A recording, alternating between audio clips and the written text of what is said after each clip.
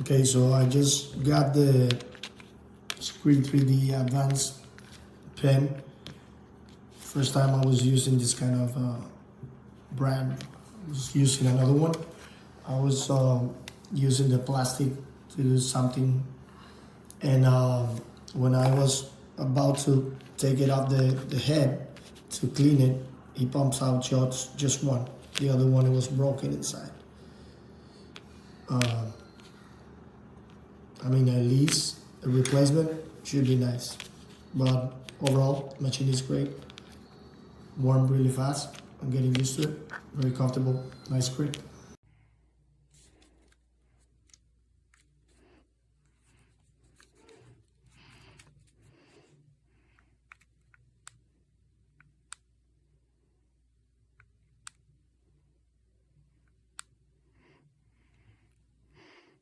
It's on PLA.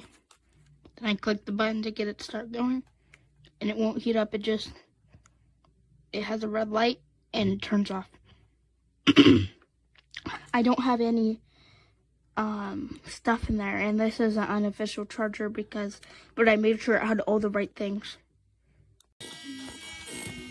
So to cut it off, you have to double push the button.